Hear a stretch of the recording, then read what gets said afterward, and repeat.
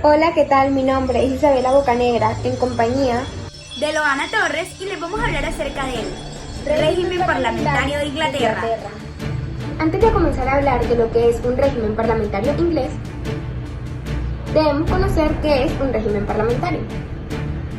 En este régimen, el poder legislativo está representado por el Parlamento y elige a quienes ejercerá el poder ejecutivo, es decir, lo que vendría siendo el gobierno.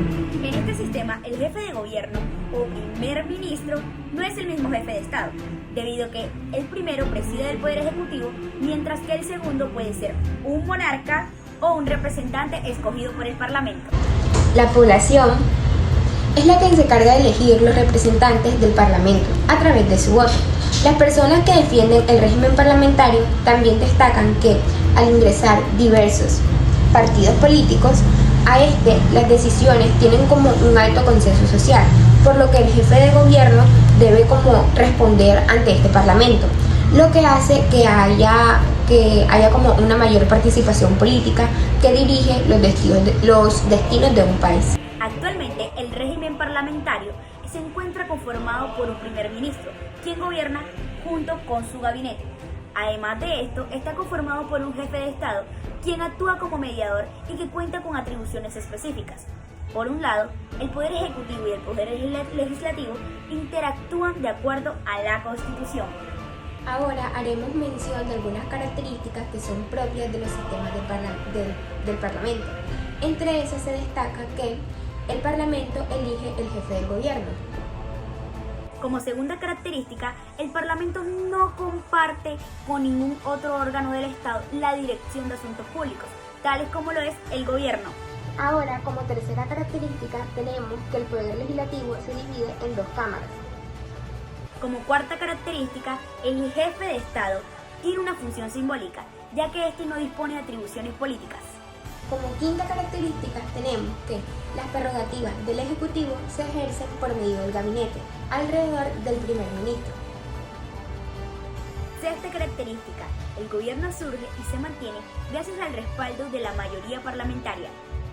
Como séptima característica, tenemos que el primer ministro y su gabinete están sujetos al control político, a través de diversos mecanismos por parte del Parlamento. Octava característica, la integración del Parlamento traduce la estructura del sistema de partidos. Ahora está en la novena y última característica, tenemos que el Parlamento puede destituir gobiernos y el Ejecutivo disolver el Parlamento. Ahora hablaremos del origen de la Revolución Inglesa. Esta se origina en la Inglaterra medieval en el siglo XVIII, después de la Revolución Inglesa de 1642 y después de la Revolución Gloriosa de 1688, cuando el rey tercero necesita negociar la Magna Carta con la comunidad del reino. Su negación llevó a una revolución de los varones y la toma de poder por Simon de Montfort, que establece el Parlamento como una unidad importante del reino. Tras la rebelión, el nuevo rey Eduardo I, quien establece como oficialmente esta organización política para Inglaterra. En Inglaterra, el absolutismo monárquico tuvo escasa relevancia debido a las revoluciones de 1640 y 1688. A lo largo del siglo XVIII, el Parlamento fue consolidándose. Este parlamentarismo mediatizó en buena medida la labor de los reyes, que vieron limitados sus poderes porque se veían por asuntos tan significativos como lo era la votación de impuestos.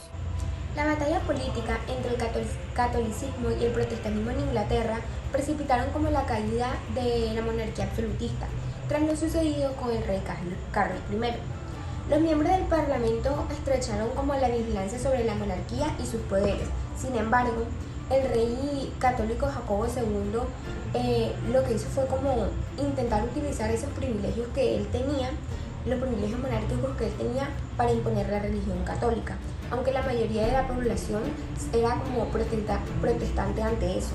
Esto provocó que una parte de la sociedad inglesa se rebelara en contra de los cleros protestantes, los nobles y los miembros del Parlamento, así como también la mayoría de la población no aprobaron las políticas religiosas impuestas por el rey. Jacobo II decide huir a salvar su vida, lo que fue interpretado como una abdicación. Entonces es cuando el Parlamento toma la decisión de limitar el poder de los monarcas ingleses e instaurar como un sistema de monarquía parlamentaria que sigue vigente hoy en día.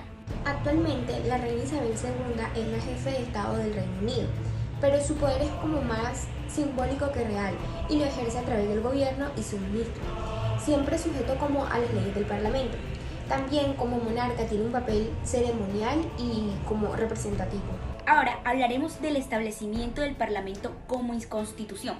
Durante el reino de Eduardo I, que fue en 1272, el rol del Parlamento en el gobierno del Reino de Inglaterra aumentó debido a una determinación para unir Inglaterra, Gales y Escocia bajo su gobierno por la fuerza. Este también estaba ansioso para unir sus súbditos para restaurar su autoridad y no enfrentar la rebelión tal como lo había hecho su padre. Por lo tanto, él atentó a todos los sectores de la sociedad para que enviaran peticiones al Parlamento, detallando sus problemas para que pudieran ser resueltos. Al parecer, esto le daba a todos los súbditos de Eduardo un rol de potencial en el gobierno, y esto no le ayudó a afirmar su autoridad. Dado que el número de peticiones enviadas al Parlamento aumentaba y frecuentemente eran ignoradas, empezaron a ser tratadas más y más por los ministros de la corona, de manera que no bloquearan el paso a asuntos que eran del gobierno a través del Parlamento. Sin embargo, la importancia de las peticiones es significativa porque es una de las evidencias como más tempranas del Parlamento funcionando como un foro para tratar las preocupaciones generales de la gente común. Incluso, enviar una petición al Parlamento es una tradición que continúa hoy en día en el Parlamento del Reino Unido.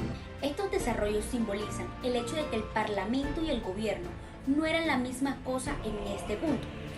Si los monarcas iban a imponer su voluntad en el reino, tendrían que controlar el Parlamento en lugar de servirle. Uno de los momentos que marcó la aparición del Parlamento como una institución verdadera en Inglaterra fue la disposición de Eduardo II. Sin embargo, es discutible si Eduardo II fue depuesto como en el Parlamento o por el Parlamento. Esta importante secuencia de eventos consolidó la importancia del Parlamento en la Constitución inglesa no escrita. Esto también fue crucial en establecer la legitimidad del rey, que reemplazó a Eduardo II, su hijo tercero. Ahora bien, ¿qué es el régimen parlamentario inglés? Es la teoría práctica y política que defiende la supremacía del poder legislativo sobre el ejecutivo, es decir, mayor control del Parlamento sobre el rey, pero que mantiene una relación óptima de poder entre ambos. Además, este Parlamento es de carácter bicameral, porque existen dos cámaras, la Cámara de los Lores y la Cámara de los Comunes. La Cámara de los Lores, que vendría siendo la Cámara Alta, y la de los Comunes, que vendría siendo la Cámara Baja. Esto fue respetado y sostenido tanto por la nobleza como por la burguesía. Ahora yo les voy a hablar sobre la Cámara de los Lores, más conocida como la clase alta. Los representantes de esta Cámara no son elegidos como de forma democrática, sino que son designados por el monarca, aunque siempre siguiendo como la recomendación del primer ministro. El número de miembros de esta Cámara no es fijo. Por un lado existen los lores espirituales, que están formados por un total de 26 obispos con experiencia, y por el otro lado existen los lores temporales, que pueden ocupar sus escaños de forma vitalicia. La Cámara de los Comunes, o más llamada Cámara Baja, está conformada por los 650 miembros del Parlamento y es escogida por sufragio universal a través de los distritos electorales, en los que está dividido el Reino Unido. Estas dos cámaras no tienen el mismo peso a la hora de tomar decisiones políticas, ya que en el pasado se necesitaba la mayoría de ambas cámaras para aprobar una ley. En cambio, en la actualidad, la Cámara de los Lores solo actúa como un órgano consultivo y no tiene la capacidad para vetar leyes. Ahora hablaremos de las características del parlamentarismo inglés. Como primera característica tenemos que el partido político que gana las elecciones gana la totalidad del gobierno. Otra de las características sería, el gobierno tiene la mayoría de escaños de la Cámara de los Comunes, es decir, es el partido el que controla al Parlamento. Como tercera característica tenemos, el líder del partido ganador será el jefe de gobierno o primer ministro. Otra de las características es que el gobierno designa a los sujetos para formar su gabinete, es decir, el rey nombra pero no escoge. Como quinta característica tenemos, el partido hecho gobierno podrá mantener la confianza del Parlamento y el electorado. En caso de que la pierda, en las elecciones generales inmediatas será el otro partido el que forme el gobierno. Continuando con las características está que el acceso al gobierno le permite a un partido mantener marginado al partido de oposición. Tienen a la vez un jefe de Estado, que sería el representante nominal de este, y un jefe de gobierno, que sería el ejecutivo real. Otra característica de suma importancia es que el jefe de Estado es el rey. Otra de las características es que el jefe de gobierno es el presidente del Consejo de los Ministros en las constituciones, es decir, el primer ministro. Otra característica sería que el primer ministro y su gabinete son del Parlamento, designados por mayoría parlamentaria. Como última característica tenemos que al asignar a un ministro que no es diputado puede participar en las deliberaciones sin derecho a voto, pero si éste hace parte del Parlamento se retiene este derecho. Gracias.